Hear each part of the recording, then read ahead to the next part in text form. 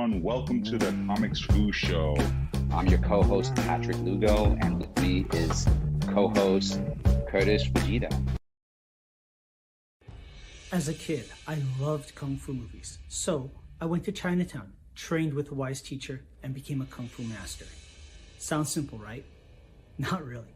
My journey, like the study of Kung Fu, was as arduous as it was rewarding, filled with as many secrets as revelations and as much heartache as triumph.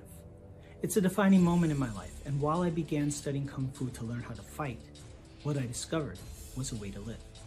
Martial arts never came easy to me. I was far from talented and even farther from being the chosen one. It was only through years of tenacious perseverance that I was able to make steady progress. And so, I was surprised when my master told me that I should teach Kung Fu and share the art outside of Chinatown. I did just that and taught Kung Fu to my own students for 20 years. I always wanted to do more to share the art of Kung Fu with others, but was limited by only being able to teach those within my immediate area. What about the rest of the world? Then one day, I had one of the deepest insights about Kung Fu.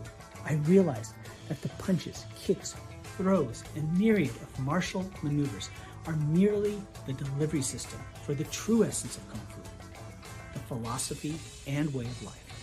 Having worked for years as a professional artist and storyteller in film, animation, video games, and comic books, I realized that I could draw upon this unique skill set to share my passion for Kung Fu with the greater world. And so I created Shadow Ghost, a Kung Fu comic by a Kung Fu master. The first issue is created entirely by myself, from story and art to colors and lettering. Every panel is filled with unprecedented accuracy in its depiction of Kung Fu by a comic book creator who knows from first-hand experience what it means to be a Kung Fu master. Shadow Ghost is a martial arts coming-of-age story about a young man whose search for the truth about a legendary hero leads him to study Kung Fu, and through a twist of fate becomes part of the legend himself. For the first time in comic book history, you can immerse yourself further in each issue with Kung Fu Skills technology, powered by Tiger Crane Kung Fu. Scan the QR code at the back of the comic and follow an exclusive link to an online instructional video where I teach you Kung Fu techniques featured in the series. With Kung Fu Skills technology, you can do more than just read about the Shadow Ghost saga. You can become a part of it. The first issue is completely finished and ready for print. All that's needed is for you to make a pledge of support so that we can fund the printing of the first issue. Together, we can share the wisdom of Kung Fu with the greater world. Shadow Ghost is the story of Kung Fu. It's about the people, the art, the culture, and the philosophy. It's my story and the story of those that I've learned from, taught, fought, and loved. Join me and become part of the vibrant legacy in a place and time where we might not be the chosen one, but where we can make a choice to be part of something bigger and greater than just ourselves. I'm Sifu Curtis Fujita, and this is Shadow Ghost, the Kung Fu comic by a Kung Fu master.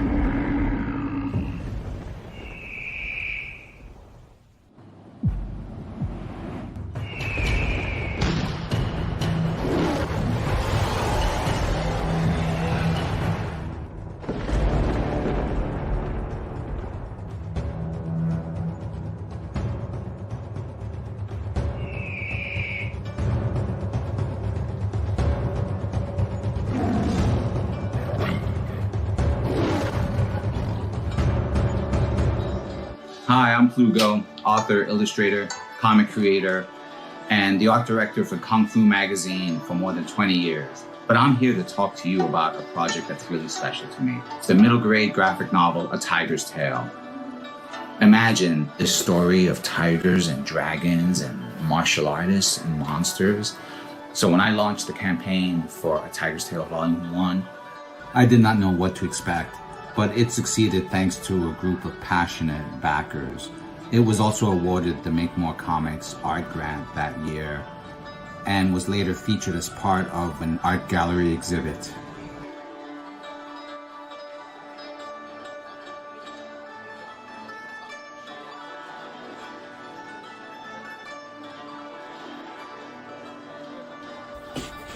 And that's why I'm coming to Kickstarter, to cover production fees, printing, copy editing, things like that. Books completed, with the exception of a few pages I've set aside for color over the course of the campaign. This turned out to be a popular feature of Volume 1's campaign, so I thought I'd bring it back for Volume 2. I think it's going to be great fun for everyone. Hope you'll support the campaign. I'm very excited about it. Thanks for stopping by.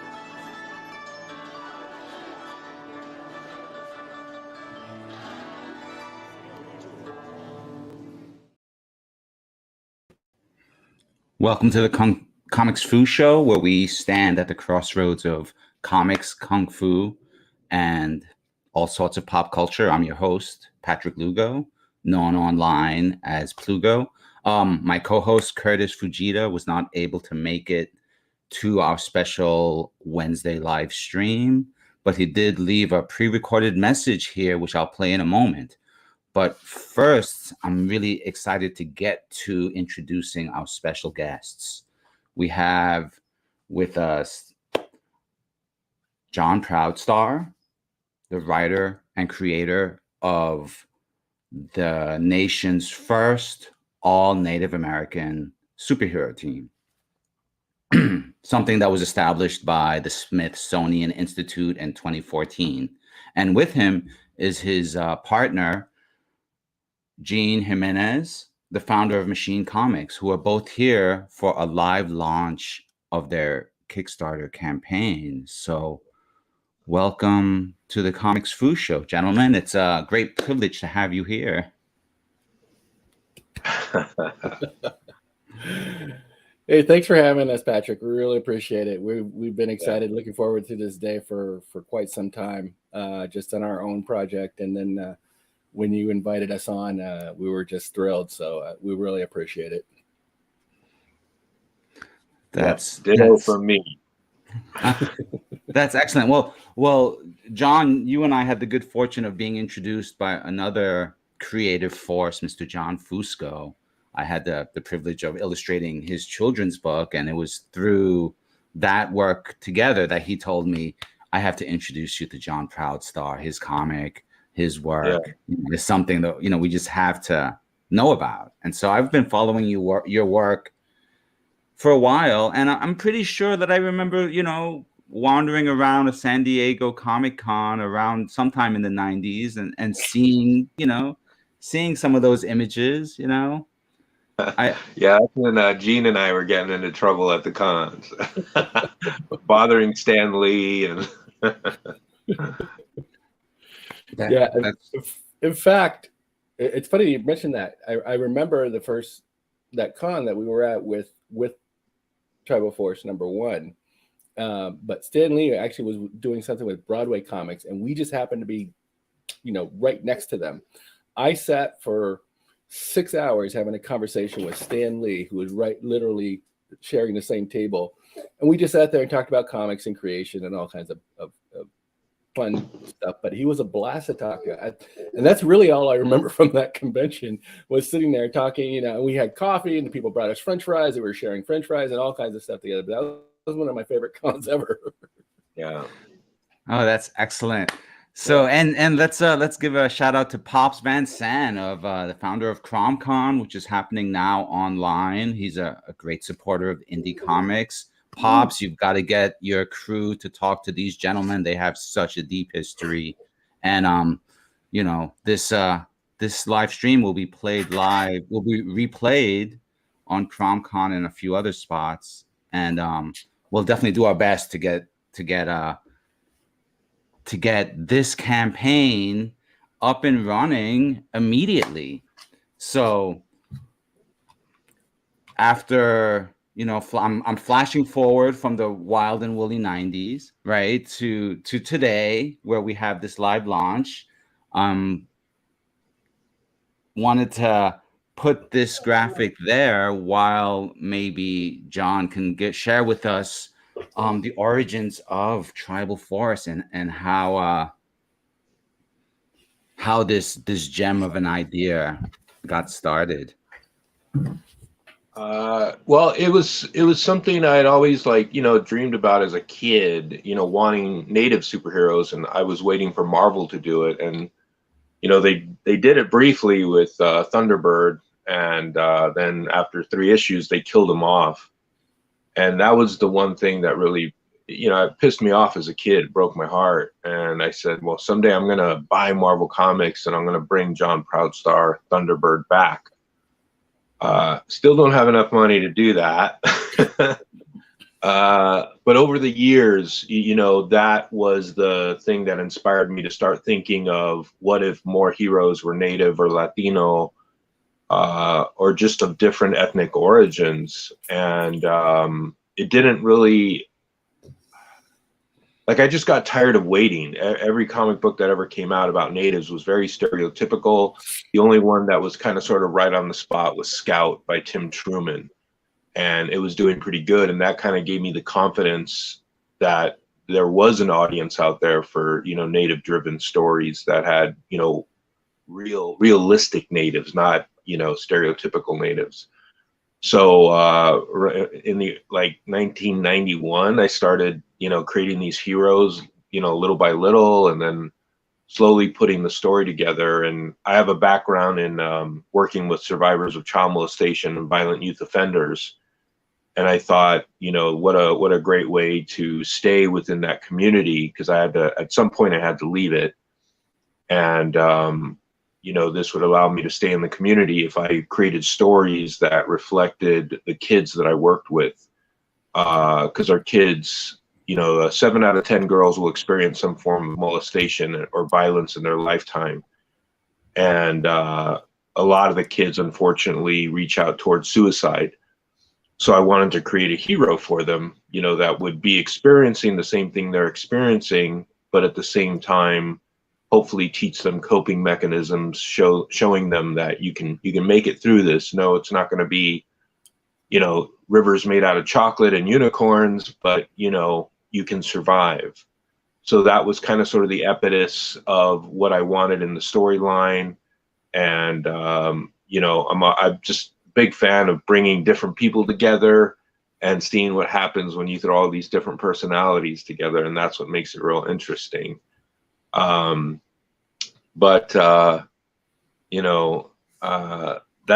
where it all came from, right there, is wanting to create Native heroes that took on social issues that were important to Native American people, but at the same time, a group that I think the world could dig and think that, oh man, these guys are awesome.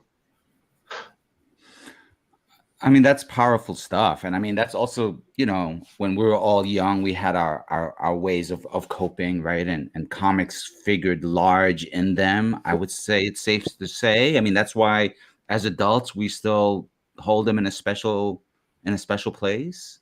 Yeah. But then to turn around and say, okay, I want to do something that's more than just entertainment. I want to do something. I want to entertain, right? Comics are still supposed to be fun, but I also want to give a little bit more than just that.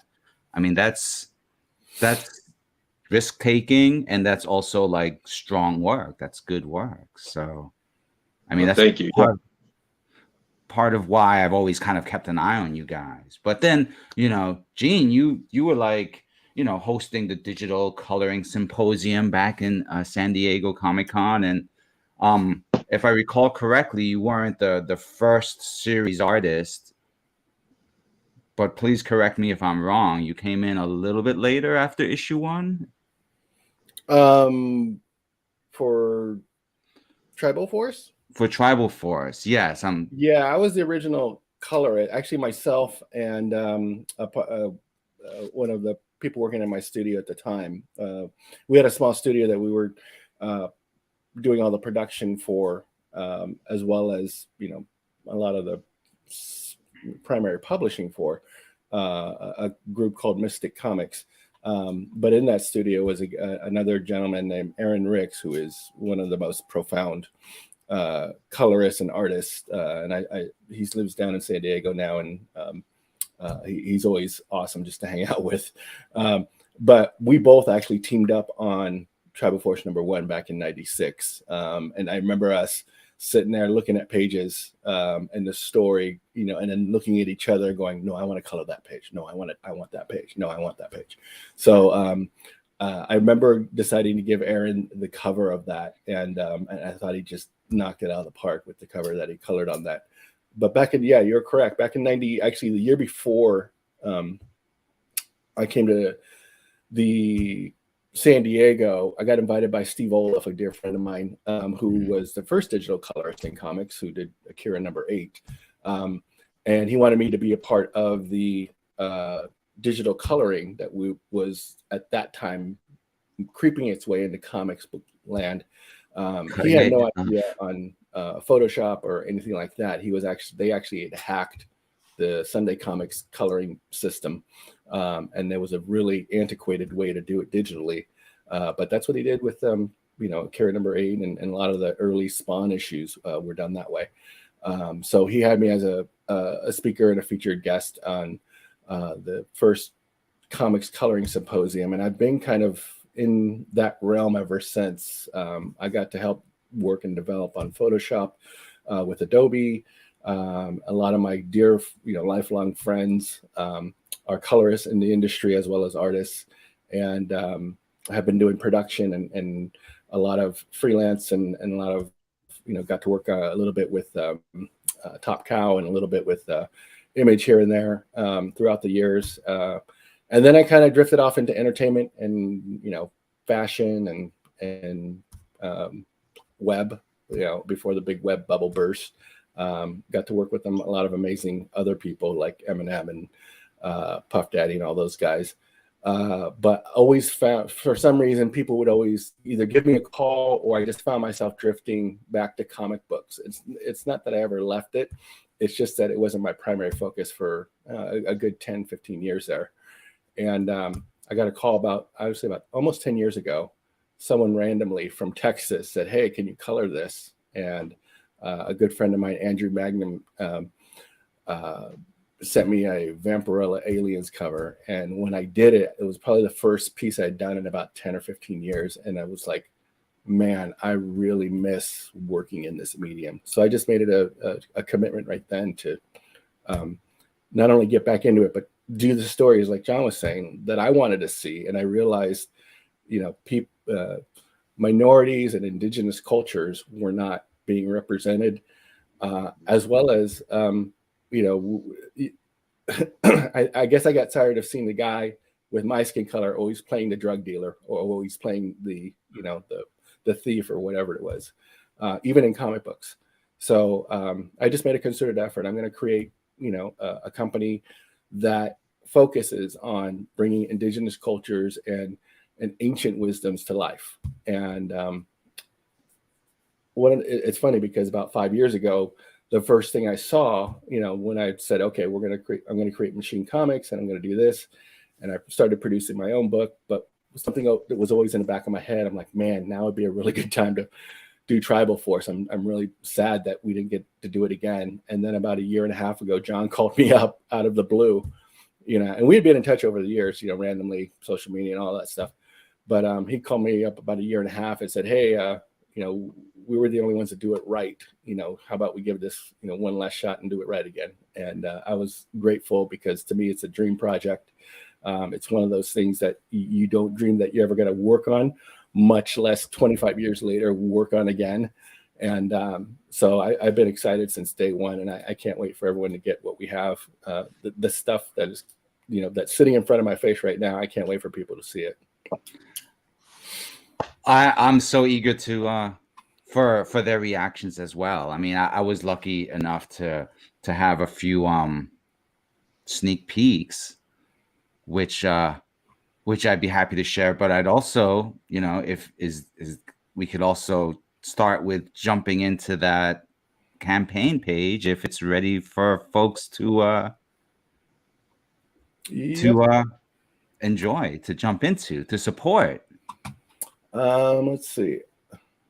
We are live now, I think. Let me see. Dun dun dun. There we go.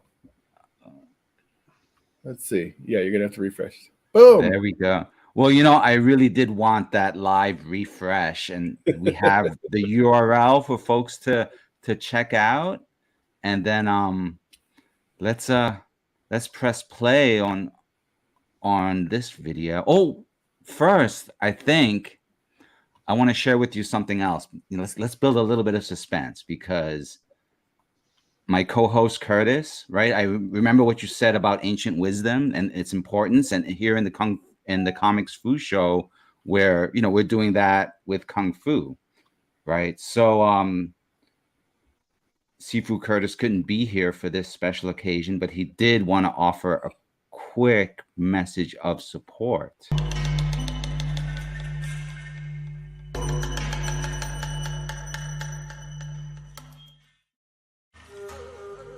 Hi, I'm Curtis Fujita, the creator of Shadow Ghost, the Kung Fu comic by a Kung Fu master, and the co-host of the Comix Fu show. I just wanted to go ahead and congratulate and wish the best of luck to the team of Tribal Force for your current Kickstarter campaign. I would love to be there with all of you for the show to hear more about it directly and discuss things. Unfortunately, I can't make it today. But definitely, I'm very excited about the project. I think it's so important, and you are to be commended for writing your book, for creating your book, for putting it out there, and kind of, like we always say, bet on yourself, bet on your story. I'm so excited about it, and just want to congratulate ahead of time, Jon Proudstar and Gene Jimenez. I really look forward to it and wish you the best of luck, and look forward to seeing you at the finish line when your campaign is successfully funded. Thank you very much, and take care. So you see, you guys' reputations precede you. So there's that's like and you've already got one backer. So What? wow. Holy cow! Look at that. This is part of my karma. I'm always trying to be the first backer, but I often end up as the second. But you know what? I'm okay with that. My name is Jon Proudstar. I am the writer and creator of Tribal Force, and Tribal Force is the first all-native superhero comic book in the history of the United States. Tribal Force was inducted into the Smithsonian Institute for being the first all-native superhero comic book. The Kickstarter that we're doing right now, the funds that we're trying to raise is predominantly for production. It's to pay the artists that are working on the book. The goal is to create native superheroes for kids, to expose the world to our culture. In 1996, I had the opportunity to produce and work creatively on the original Tribal Force. Back then, we were just a bunch of kids that were just excited to produce something. And we had this awesome creation called Tribal Force, based on Native American traditions and heroes. And it was so original and so grippy. And we just need your support. We're ready to give you the heroes and the stories, and especially the art. Chris Williams is an amazing artist. I cannot believe I get to work on his incredibly unique style, and what he's brought to Tribal Force this time around is just amazing. The art is going to be incredible. The story is incredible, and we're in for a ride.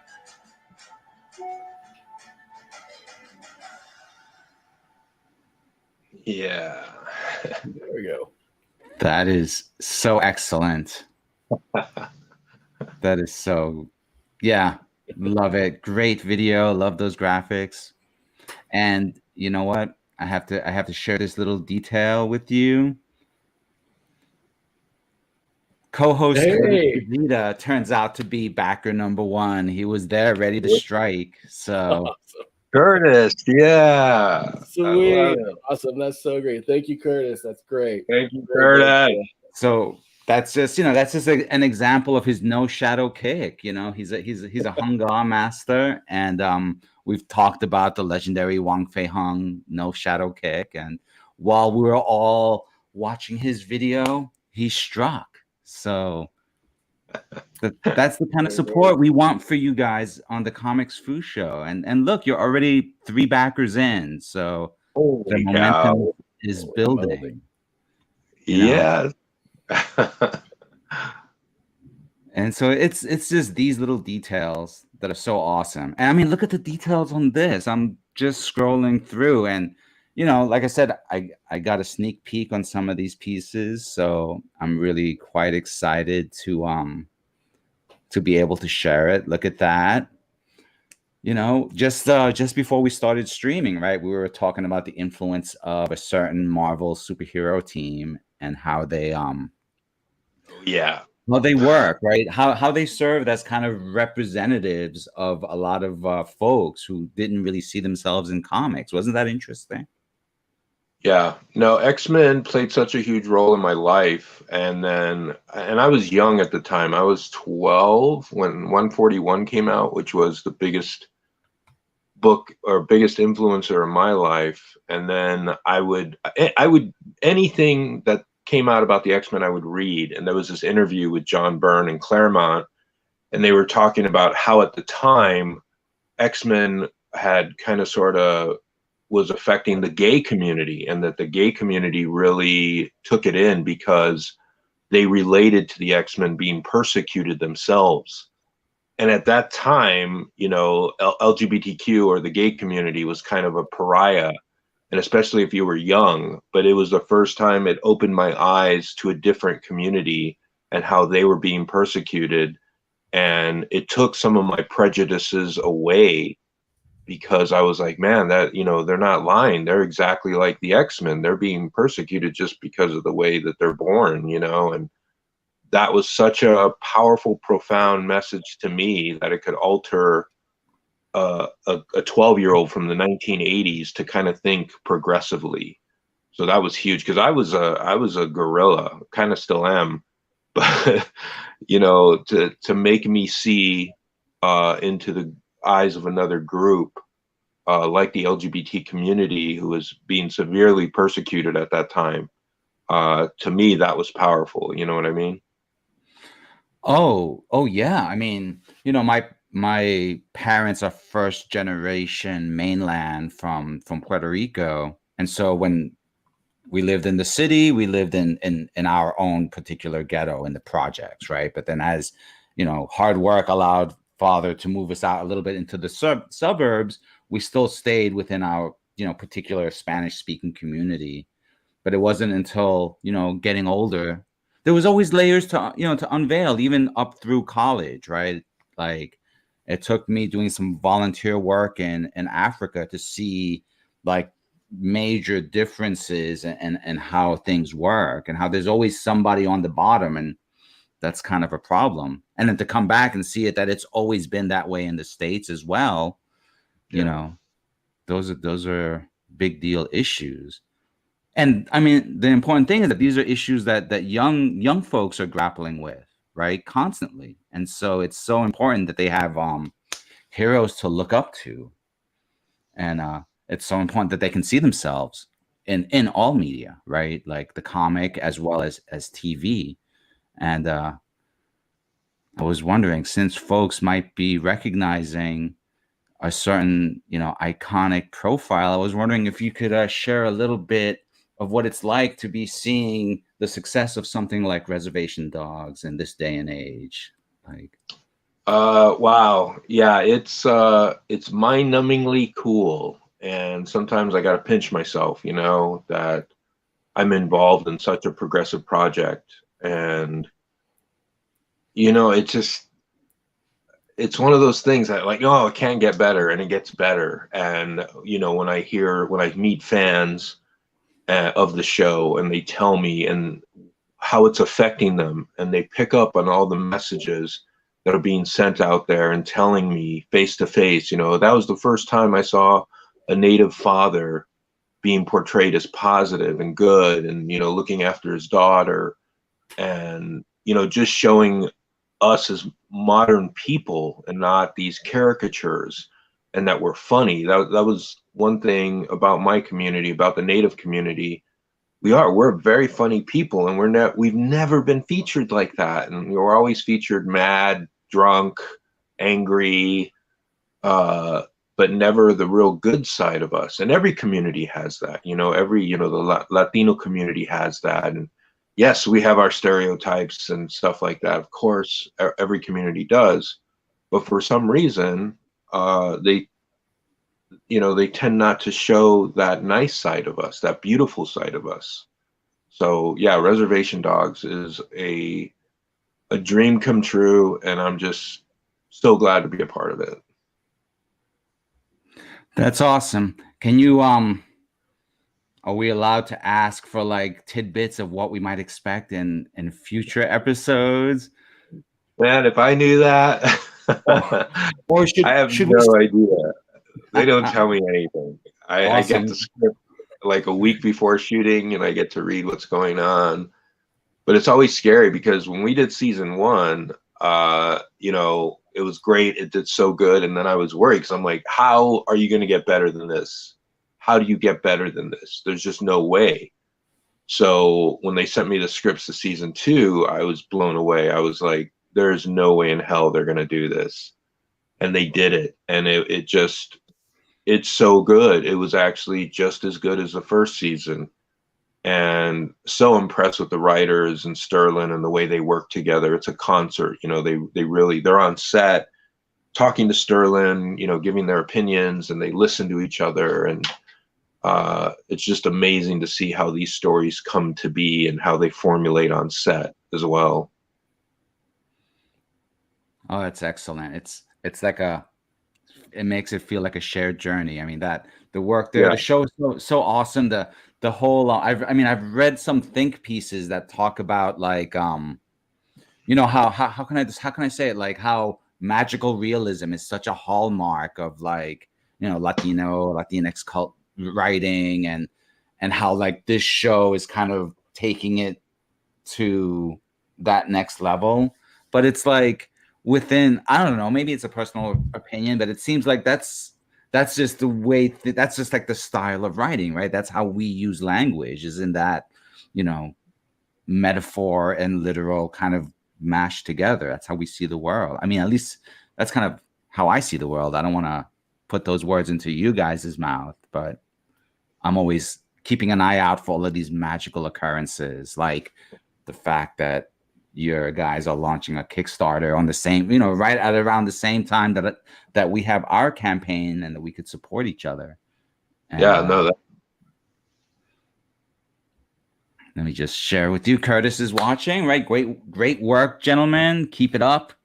Love the Days of Future Past tribute cover. Yeah. I mean, you're hitting all the right marks. But Gene, I was wondering if you could maybe walk me through some of these tiers, the covers, the different covers I'm seeing here. Tribute. Yeah. So when we started, Jon and I talked about, okay, we're going to have multiple covers, because that's what you do. And as we went along, Scott, who is the artist and a partner in Machine Comics, Scott Sirag, was actually sitting in the studio, and we were just talking about chibis and everything. And he did a quick sketch of I think it was a Thunderbird as a chibi. And I go, oh man, because we're both Scotty Young fans. And so you got to do that cover. And so that's how the chibi cover came about. And when we first saw it, we just all on the floor laughing, because it was so great. And I think he captured, the entire team really, really well. So we may have to do some follow-up chibi or something like that with the Tribal Force gang, because they come out so cool. But the other covers, Jon had said, he wanted to do the Days of Future Past burn cover for #1, and I thought it was odd. But then the more I thought about it, I'm like, man, that's so perfect, given how Jon created this, and given influence from great creators like Byrne and like the Marvel group, and how iconic that cover is. I think it told a great story of what's going on in this universe. What is the the outlaid story. Like, this is a real, this is very relatable for this group, for this team to be in that type of thing, as like, this is where they're starting from, which I thought was pretty insightful, given that, that cover is probably, a couple hundred covers into it for the X-Men. But this is where we're starting from with, this is where Tribal Force is. That's how they kind of springboard out. And so I loved it. The more I got to see it and everything, and then Chris Williams just knocking it out of the park with, his illustration, and Jack Eisenberg, who's his inker on it, just brings everything to life, bringing every little detail to it. So yeah, I was excited, and to have that as our number one cover was really, really cool as the primary cover. So that's cover A. That'll be the most produced cover. And then we have the Chibi cover by Scott Serag. And then the Fantastic Four cover just blew me away. I didn't know it was coming, honestly. And then all of a sudden, it was like, I think about a couple of days before, the one before that, the C cover right there.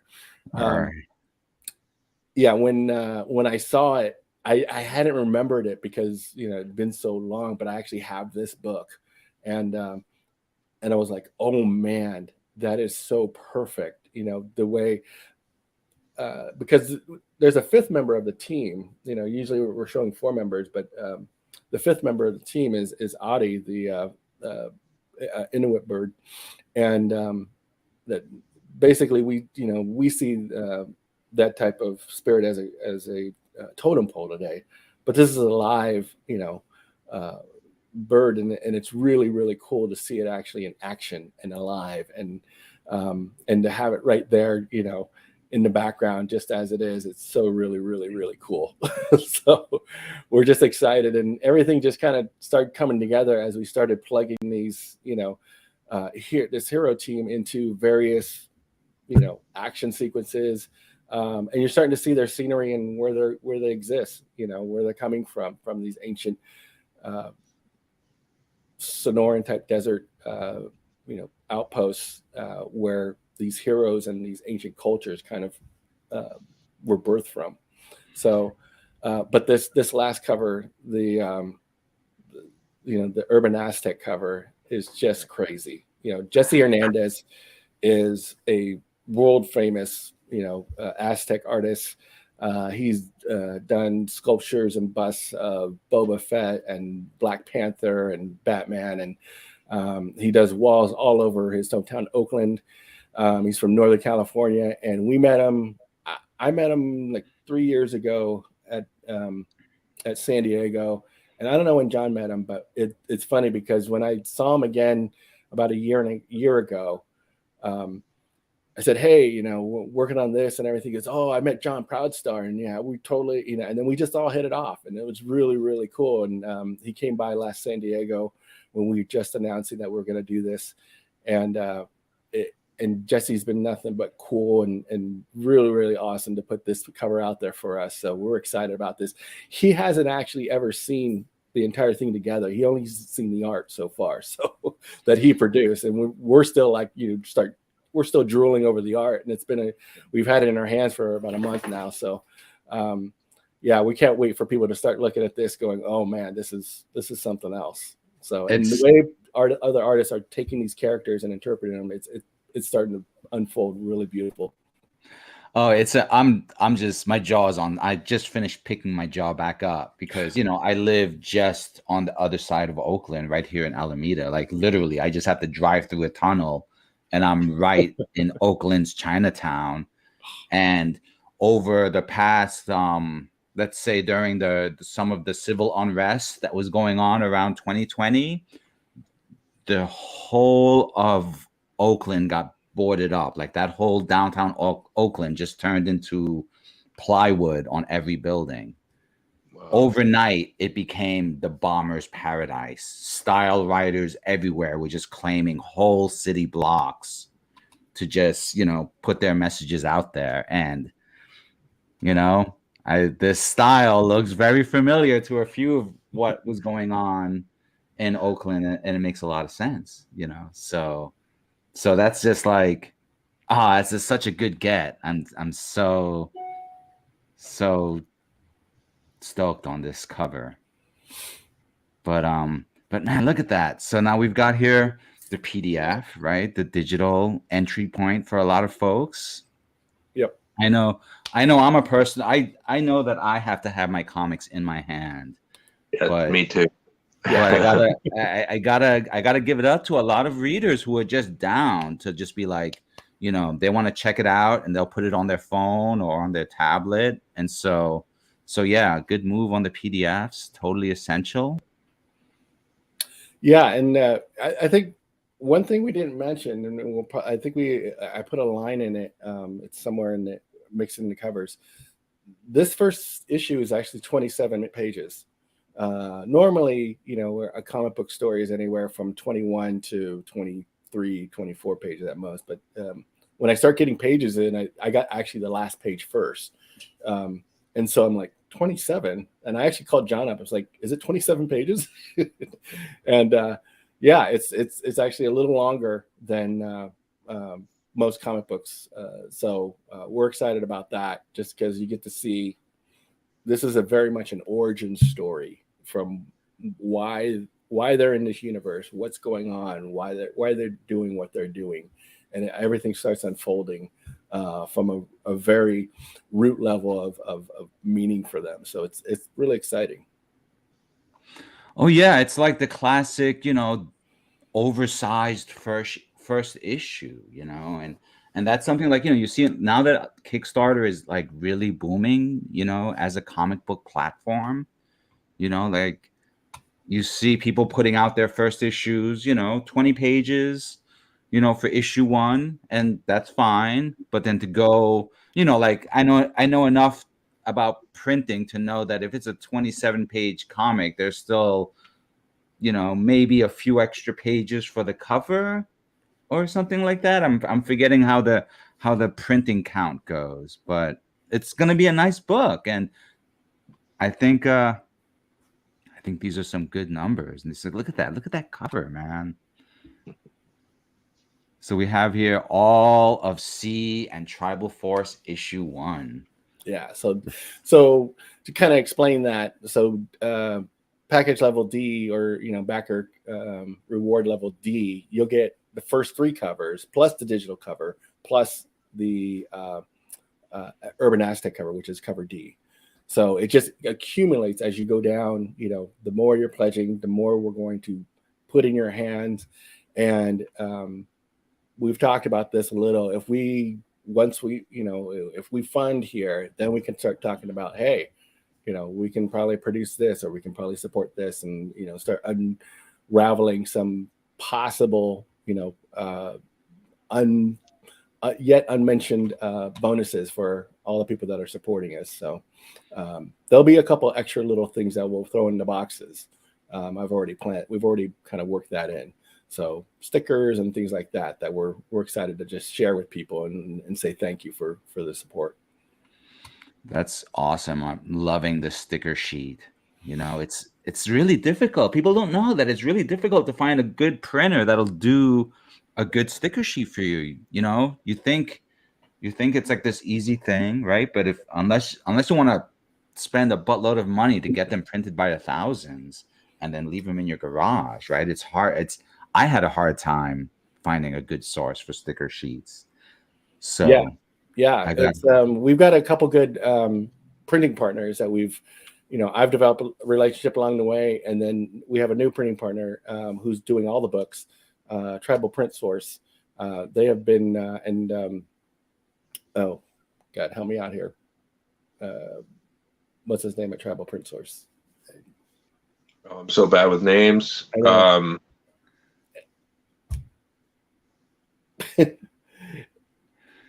He's gonna kill us next time, because I know he's gonna see me at WonderCon. Yeah, and he's a big guy. He's the best guy. He's the best guy ever. And you want us to talk about the most amazing tattoos ever? Jesus. Anyway, he's a representative for Tribal Print Source, and has been so gracious with having his staff welcome us in and start working with us at a really core level of, okay, let's plan this out. Let's look at your plan for the year. Let's look at what we can do for you. And if we can't do it, here's the best resources to go and get it done.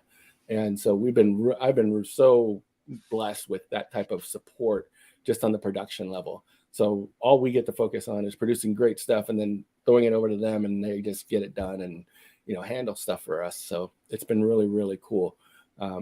And, you know, part of the Kickstarter campaign is really trying to figure out, okay, how do we keep them busy so that we can keep producing this? And that's where we're, you know, looking for support from our fans. Oh yeah, and it's like, I mean, I would imagine that you've been working with these guys, you know, over the course of you building up Machine Comics. So it's not like you just called them up last week. You guys have built a relationship. Yeah, they actually produced our first real issue for Machine Comics and Downtown comic book series, a graffiti writer oriented book, and they're set to work on the next couple of them. I think we'll be bringing that to Kickstarter next as we head into Tribal Force #2, if we can get that far. Yeah, that's awesome. That kind of plan is essential because, you know, like they always tell me, right? Like there's no point in crowdfunding without the crowd, you know? So like being able to like bring your people together, right? And line them up and say, okay, let's all go that way, you know? Yeah. It's essential. Yeah, and then absolutely. you reward them with trading cards and you're like, thanks a lot, guys. This is interesting though, because I find a lot of, you know, Kickstarters or just, you know, a lot of like trading cards you don't really see that are, I guess, continuous like they were in the olden days. Like I have card number 80 something from an X-Men something, you know, that Topps had put out a while back. So they had 100, you know, they would do anywhere from 150 to 200 series. And then nowadays it's like there's no number on it. There's no anything. So these cards are going to be numbered, you know, so most likely Thunderbird will be card number 1.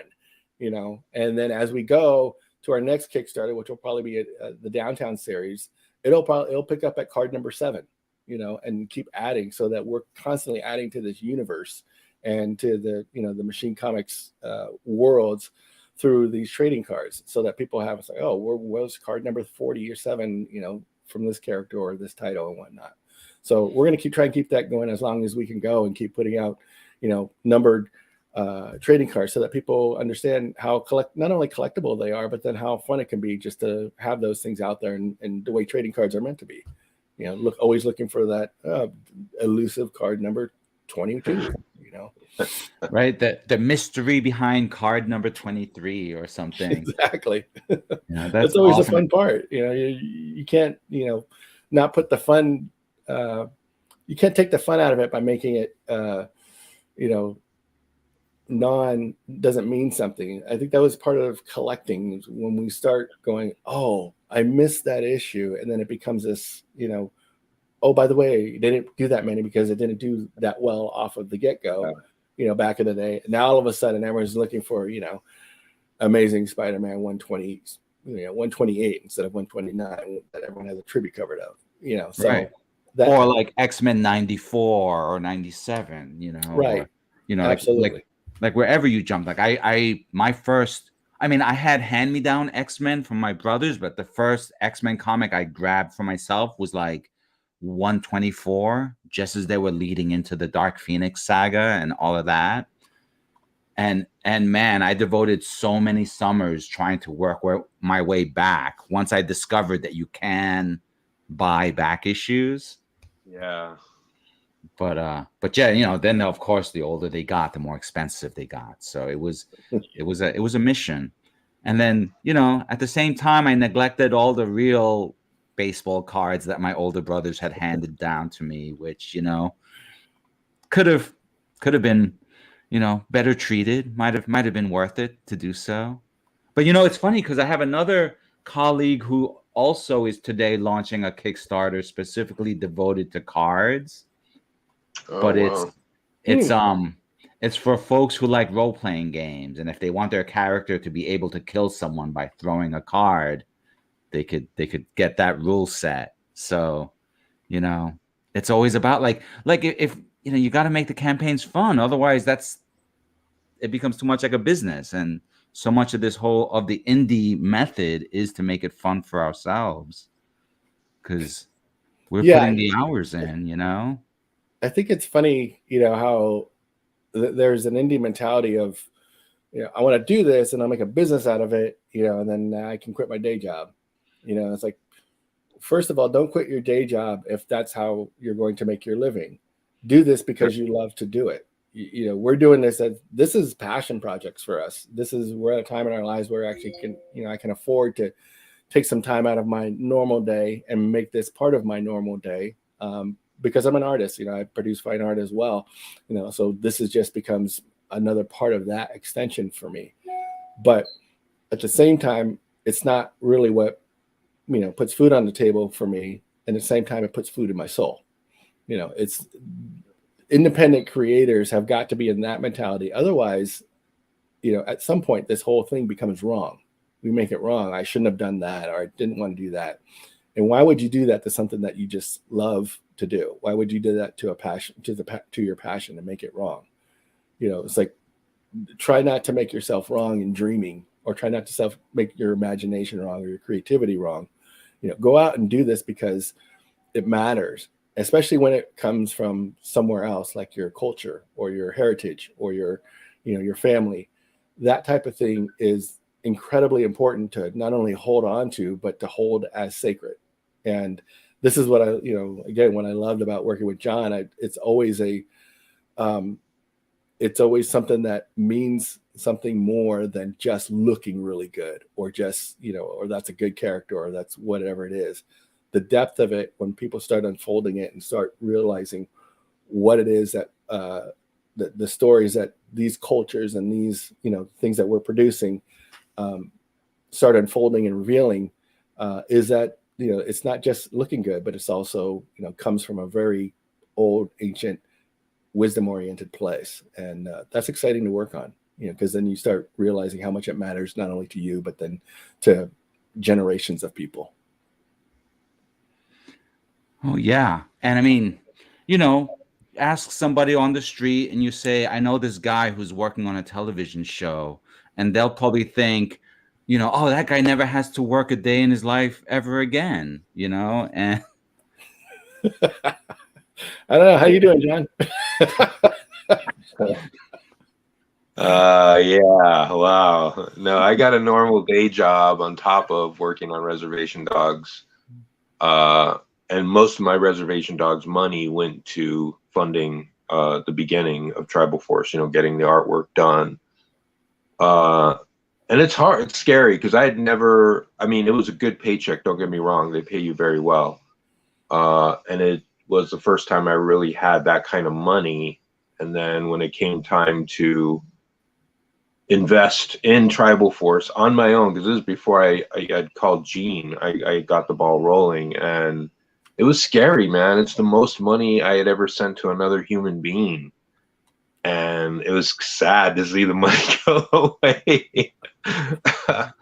And but I said, you know what, if I don't do it now, I don't know if it'll ever get done, you know. And I've always been a big believer in inertia, you know, that I need to get the ball rolling to attract other people, you know, to make the project seem more viable. And if I don't believe in my project, then who the heck is?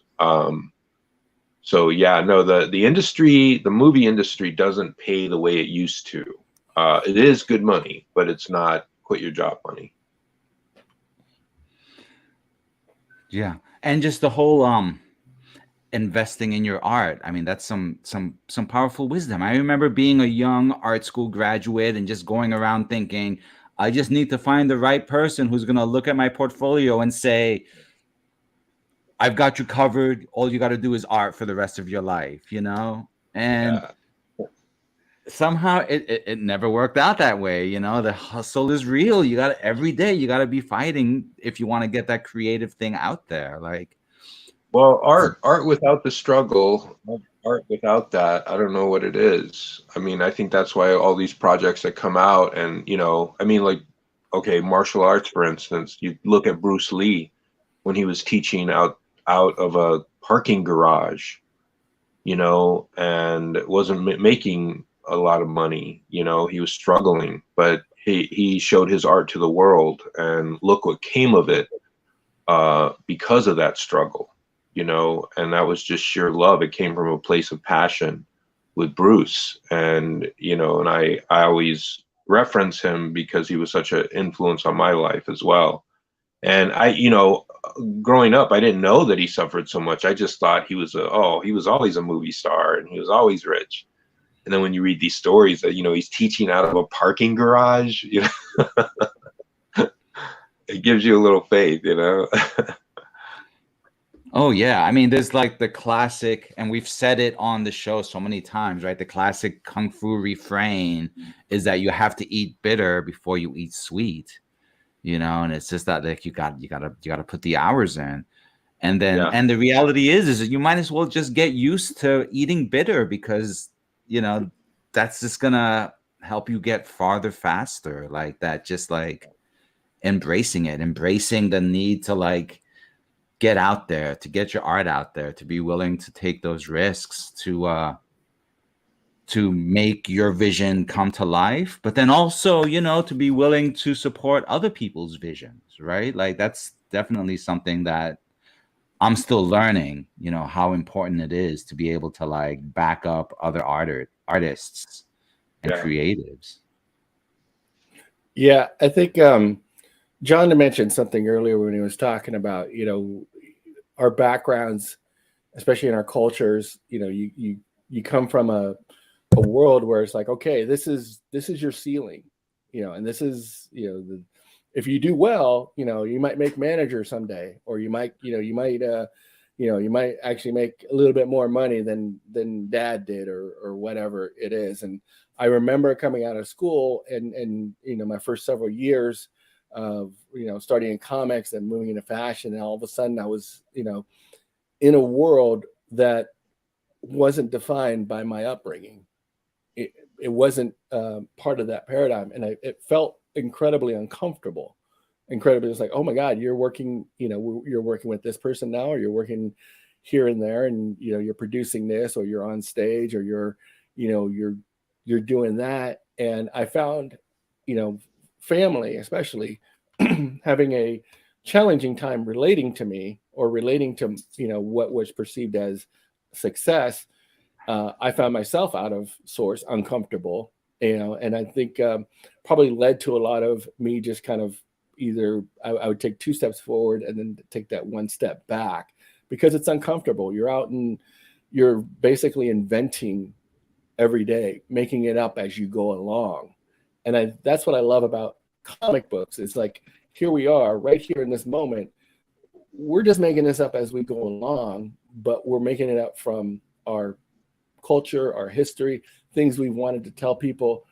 None of this has ever been done before as well. You know, none of it, we don't, you know, they call us professional comic book artists, or they call, you know, it's like, show me a professional that knows exactly what he's doing in comic book, or, you know, storytelling, you know, because you're telling something no one's ever heard before, and you're just hoping that you're going to get a good reaction, or going to have somebody say, that's valuable to me, I want to invest into that, you know. And we feel so strongly that it matters to other people, is why we're putting ourselves out there now, hanging on this skinny branch.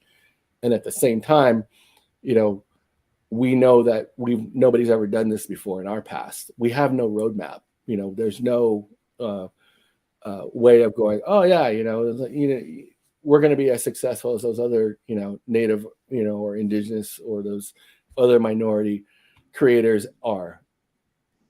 There's no one out there that's doing that. There's no one's doing, you know, we have no roadmap to it, because there's no name there, you know. So this is where it kind of comes, you know, scary, a little very risky. At the same time, you know, you have a lot of people I want to support. It's like, well, supporting is actually supporting, versus saying just the word support doesn't support. And you know, graciously going, hey, we're out here because of the people's shoulders that we're standing on. You know, we're out here because, you know, I saw Wes Studi, you know, in Last of the Mohicans a long time ago, and I thought, man, I want to be as cool as that guy, you know, or I want to be, I saw, George Lopez on stage when he was really super young. It was like maybe his third time ever on stage. I just happened to be by the comedy club that night. And I was like, man, if I could ever have those kind of balls, man, and just go out there and say what he says, that would be cool, But this is the way of, or Cheech and Chong back in the day, those types of guys that just went out there and did it without no roadmap and just said, hopefully somebody's going to like this. Those are the shoulders we stand on. Those are the ones that was like, okay, we get it now. There's no one there that's going to say, hey, art student, hey, art graduate, let me just back up the truck so you can live the life of your dreams. We're very conscious of that. And this is where we're in, like, okay, let's go and ask our community, our fans and new fans, not only take a look, but then also to, invest into something that we believe that has legs to go the distance. Yeah. And I mean, the fact that you've put the work in, right? The project is done. It's ready to go. They just, you just need them to click the button, like, so right now I'm going to click this button, right? This is the one for the Days of Future Past cover, number 1. Am I correct? Yeah. Yeah. All right. So I'm going to start. You would also get that in all the other tiers. As well. Excellent. Tours. Yeah. Because what I also want to do is add a few of these add-ons here, like that sticker sheet, and continue. And that's just my start to the whole thing. Awesome. You're the best. Because the beauty of these kind, and you know what, I didn't even check to see what number backer I was after all of this stuff, right? I had planned to be backer number 1, and then I had planned to be maybe I'm back. I'm not. I'm definitely not backer number 2, because I noticed that while we've been talking, there's been a few other folks jumping on, and at just a quick look, right, I'm seeing that Tribal Force is already 4% funded, right?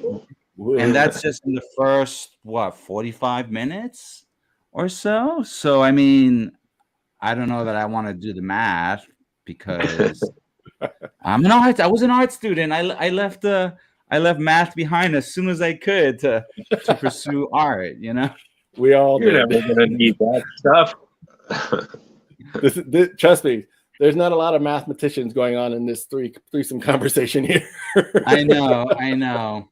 Imagine what we could have done if we taken all of our comic book knowledge and diverted it to like a space launch or something. Well, this is it. This really is kind of that, It's like, here we go into nothingness. Let's see what happens. Let's see what we find. Let's see who wants to join us. That's really where we are. Well, a quick look. Oops, that's not the right page, because I'm let me take a quick look. And oh, you know what I'm doing? I need to because I want to share with you the current status of your page, in case you haven't in case folks out there want an update on where things are at for Tribal Force. Hey, so now. It's safe to say that I'm backer number 9, unless someone has just jumped in and I was actually backer number 8. Who knows? But you're off to a nice 323 in 1 hour. Wow. So let's imagine that. Time that by 24. If we can keep that going, we'll be in stretch territory like really soon. That would be awesome. Awesome. So I was wondering if you could let folks know, as we're kind of winding down, if you could let folks know, like, what are the next 29 days of Tribal Force going to look like? Are you going to be making any other appearances you want folks to know about, or do you have any special surprises that you'll be letting your fans in on as the campaign goes? Well, we're going to actually, a lot of this is going to be, us just doing things like this that are trying to get the word out. We'll probably be seeing a little bit more art creep out as we go along here, as art, some of the pages are in the final, actually all the pages are in the final coloring stage. There's some stuff on these pages that are just really fantastic that some of our subscribers to our mailing list will get to see just exclusively, but we'll probably let other things sneak out as we go along. We'll probably have hopefully have a full issue by the time this thing ends, because we will be at WonderCon at the end of March. Machine Comics will be at WonderCon, so hopefully we'll see everyone there. That's in Anaheim. That's March 24th through the 26th, so I will be there. I'm not sure where John's going to be because John has some serious Hollywood commitments going on, but we're going to take this thing as far as we can go and get as much attention as possible, and hopefully, not disappoint people. I'm fairly certain these people you will not be disappointed once you start investing here. That's excellent. And John, it's been so good to see you. Is there anything you can share with our viewers to help them, to remind them why they want to be with this project up until the very last day and beyond? Well, I mean, Tribal Force is a one of a kind. And, my hope has always been to inspire, Native children to create their own stuff. And it has. Tribal Force has spawned other Native superhero books from other Native American creators, which is amazing. And that's my hope, because there's 357 independent tribes in the United States of America. Native Americans are still the most misunderstood people on the planet. And if you live in America, there's a great opportunity to start learning about Native Americans in a fun way. It's a very fun and passive way. We throw a little bit of education in there, just a little, not too much. At the end of the day, it's just a regular comic book, but it supports an incredible need within our community, and that's creating heroes for our children. I can't imagine what it would have been like to grow up always having heroes available to us, make-believe heroes like Superman and Batman and Spider-Man. Though they were available to us, it was hard to relate to them. It was hard to say, that could be me. So this is what we're trying to do. We're trying to provide that opportunity for young Native youth. That's so excellent. And it's so important, we definitely want to check in with you guys and keep you guys, in our view as your campaign keeps going. So keep us posted on things as things progress. And let me just share this with you from Sifu Curtis. Great work, fellas. Hope to see you at WonderCon. So if you didn't know, Curtis also has his own comic, which he was nice enough to send me a copy of right here. So Shadow Ghost, a kung fu comic by a kung fu master. I love the concept behind it. I really love what he's doing. I saw the video and it's just amazing. I was like, that is so cool, man. Yeah, absolutely. That is so much what we're about, on the Comics Fu Show, and then personally, he and I, about like filling our comics not just with fun stuff, It's not just talking animals for my comic, right? There's a glossary and educational material in the back there too. Let's see. I don't want to bust up the spine, but we each have our own individual missions, right? And in that we're like alone, but we're all kind of working together, kind of moving this whole potential forward, right? So that we can get comics that look more like us for those of us who are coming behind us, right? And I just never understood why learning couldn't be fun. And, comic books is such a great medium, a great platform to teach people. And why not? Why not use it for that? That's what I just never understood, why the education system frowns on comic books when, I mean, it's literally a roadway into a lot of kids' head. You know, video games, comic books, action figures. They've spent millions and millions of dollars to build roadways into the minds of youths. Why wouldn't you want to use that? Why wouldn't you? That's what I never understood.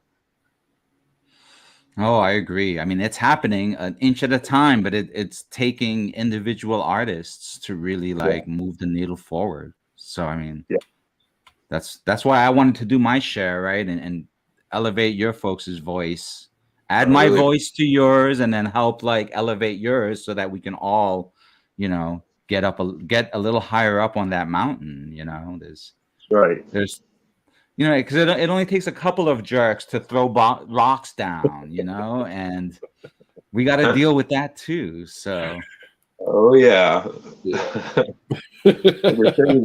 My scars somewhere.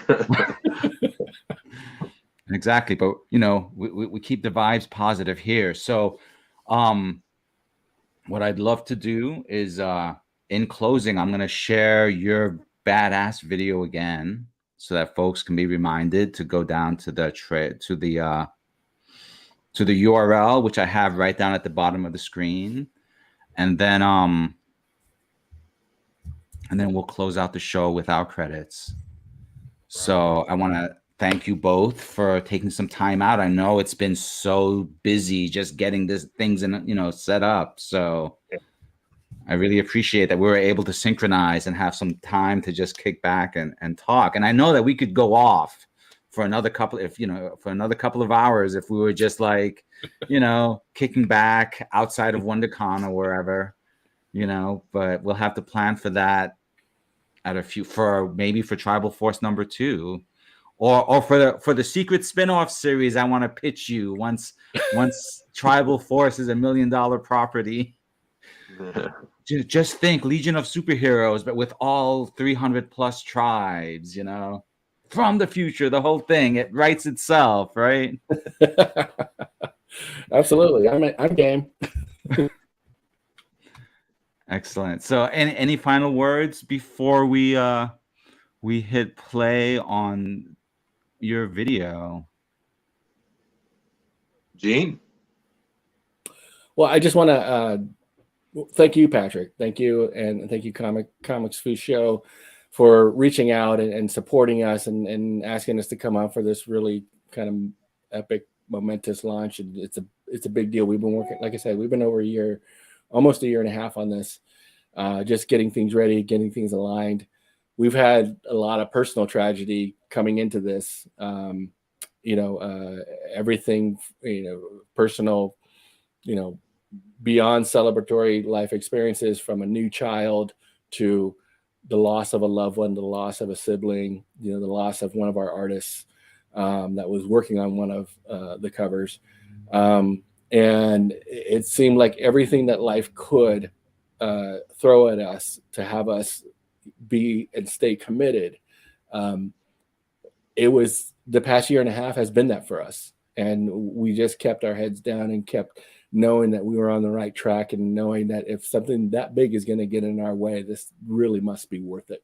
And so we just kept going and relied on the support and help of family and our own clans and our own, people that have always had our backs, and people like you that have just come out of the blue and said, hey, we believe in you. And so there's another group called Comix Tribe, run by Tyler James, and they have been nothing but awesome in helping myself get the Kickstarter ready, and they're always great just to reach out to. So if you guys want to learn how to do a Kickstarter, go to Comix Clan, Comix Tribe, and I just want to thank everybody for helping us just get to this point. For the next 30 days, we're just going to be, like I said, we're just going to take it as it comes and be reaching out to everybody we know and have them reach out to everyone they know.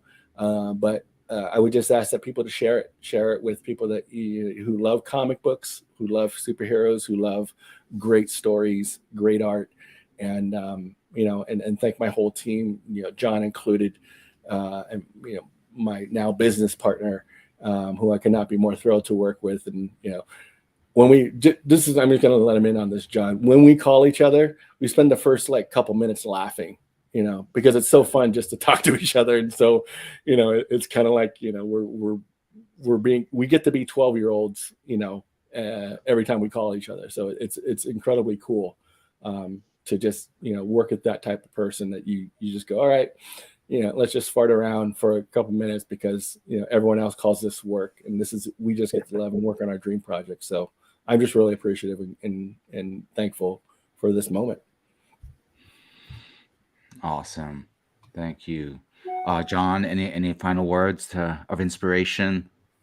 Yeah, when Gene said that, when he saw George Lopez and he was like, oh, I wish I had that kind of courage, or the people who, influenced him, that's what you're doing right now. I look at what you're doing and I'm like, man, I want to do what he just did for us, for somebody else.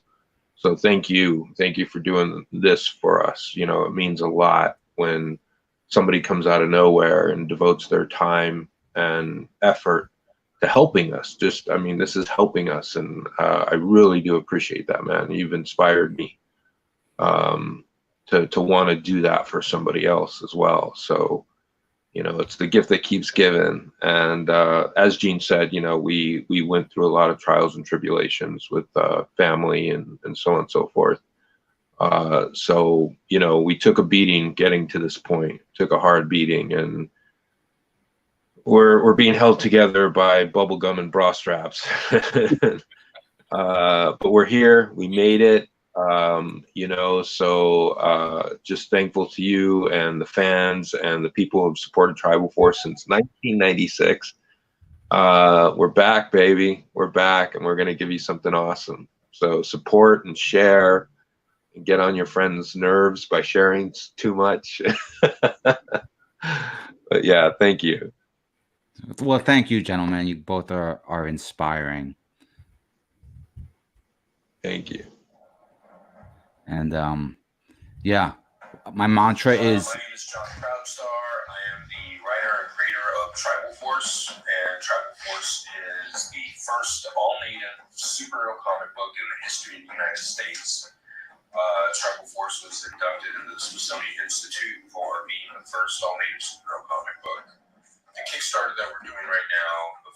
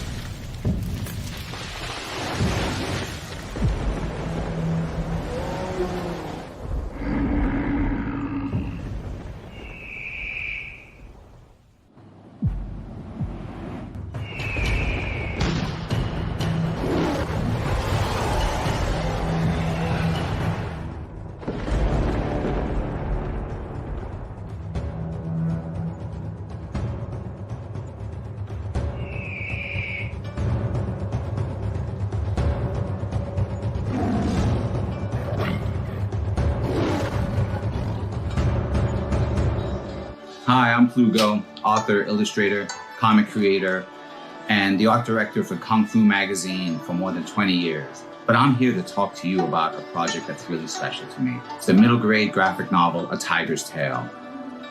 Imagine a story of tigers and dragons and martial artists and monsters. So when I launched the campaign for A Tiger's Tale Volume 1, I did not know what to expect, but it succeeded thanks to a group of passionate backers. It was also awarded the Make More Comics art grant that year and was later featured as part of an art gallery exhibit.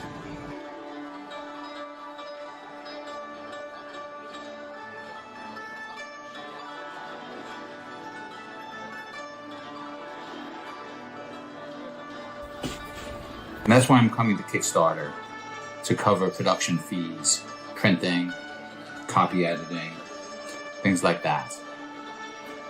Books completed, with the exception of a few pages I've set aside for color over the course of the campaign. This turned out to be a popular feature of Volume 1's campaign, so I thought I'd bring it back for Volume 2. I think it's going to be great fun for everyone.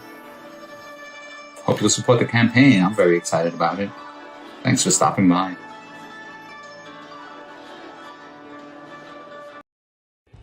As a kid, I loved Kung Fu movies. So I went to Chinatown, trained with a wise teacher, and became a Kung Fu master. Sounds simple, right? Not really. My journey, like the study of Kung Fu, was as arduous as it was rewarding, filled with as many secrets as revelations and as much heartache as triumph. It's a defining moment in my life, and while I began studying Kung Fu to learn how to fight, what I discovered was a way to live. Martial arts never came easy to me. I was far from talented, and even farther from being the chosen one. It was only through years of tenacious perseverance that I was able to make steady progress. And so, I was surprised when my master told me that I should teach Kung Fu and share the art outside of Chinatown. I did just that, and taught Kung Fu to my own students for 20 years. I always wanted to do more to share the art of Kung Fu with others, but was limited by only being able to teach those within my immediate area. What about the rest of the world? Then one day, I had one of the deepest insights about Kung Fu. I realized that the punches, kicks, throws, and myriad of martial maneuvers are merely the delivery system for the true essence of Kung Fu, the philosophy and way of life. Having worked for years as a professional artist and storyteller in film, animation, video games, and comic books, I realized that I could draw upon this unique skill set to share my passion for Kung Fu with the greater world. And so I created Shadow Ghost, a Kung Fu comic by a Kung Fu master. The first issue is created entirely by myself, from story and art to colors and lettering.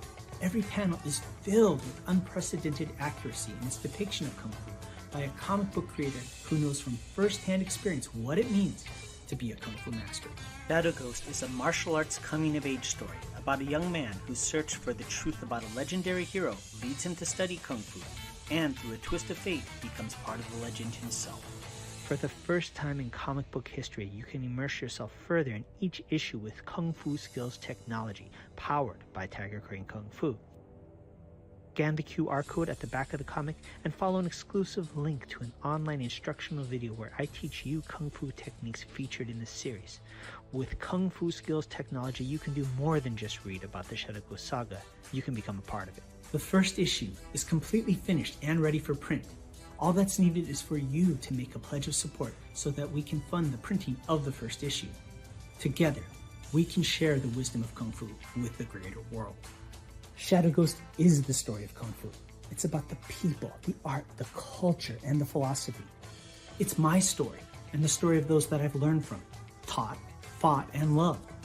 Join me and become part of the vibrant legacy in a place and time where we might not be the chosen one, but where we can make a choice to be part of something bigger and greater than just ourselves. I'm Sifu Curtis Fujita, and this is Shadow Ghost, the Kung Fu comic by a Kung Fu master.